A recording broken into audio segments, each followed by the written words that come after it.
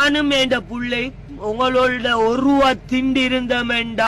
இந்த நோம்புடைய மாசத்துல சொல்றேன், ஏண்ட புள்ளனா ஏண்ட வைஃப் தங்கக்கி சாவுவாங்க. தக்காளிய நசுக்கி பாத்துவாங்க.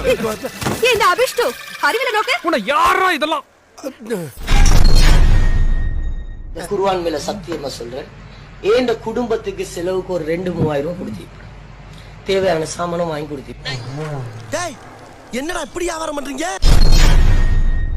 நன்மை தேவல்ல, ஒரு நன்மை வல்லாயில சொல்லிட்டு ஒரு துளி இல்லடா எனக்கு இல்ல இல்லடா. நீங்க நம்புற படைச்ச ரப்போன்ற ஒருத்தன் உண்மையானவனாவே இருந்தா, உண்மையானவனா இருந்தாடா, அல்லான்ற ஒருத்தன் உண்மையானவனா இருந்தாடா. இல்லாட்டி நான் இப்ப எனக்கு வார பேச்சு இல்லடா, நான் அல்லாவை நம்ப மாட்டேன்டா, பிலீவ் பண்ண மாட்டேன்டா. இதுக்கு போற வார காலத்துல உண்மைகிண்டா அப்ப என்னத்தடா புடுங்குவீங்க?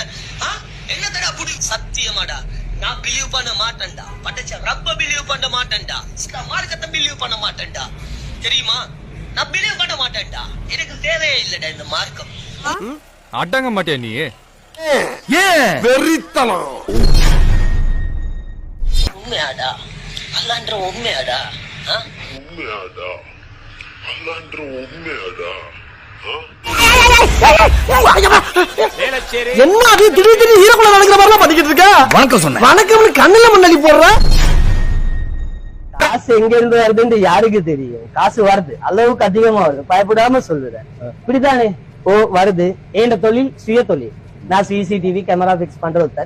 பட் எனக்கு அந்த தொழில பார்க்க இப்ப இத தொழிலா நினைக்கிறவங்க ஓகே. இப்படித்தானே 10 லட்சம் வருதா, 1 லட்சம் எனக்கு என் குடும்பம் இருக்குது. நான் எல்லாத்துக்கும் பிரியாணி கொடுக்க போல என் பிள்ளைக்கு KFC வாங்கி கொடுத்தா தவறே இல்ல. ஒரு கயரை வச்சு வேலைக்கு சேர்ந்து கடையை காலி பண்ணிட்டானே. பாரிங்கிறவன் கொடுப்பான்னு தான் கேள்விப்பட்டிருக்கேன், ஆனா இந்த பாரி கெடுப்பான்னு நான் நினைச்சு கூட பாக்கலையா.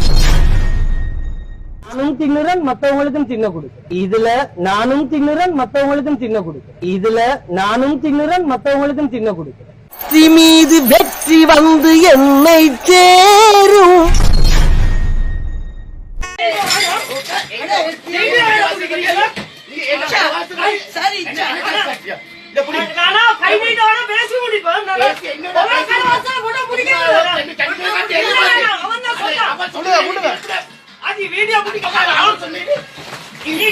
டப்பர் அடலுக்கு எதிர்த்துற.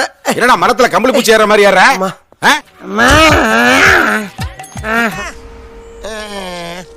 அடிச்சு கேட்டாலும் சொல்லாரான்னு அவன் சொல்றான், சொல்லலைன்னா அடிப்பேன்னு இவங்க போட்டு அடிக்கிறாங்க.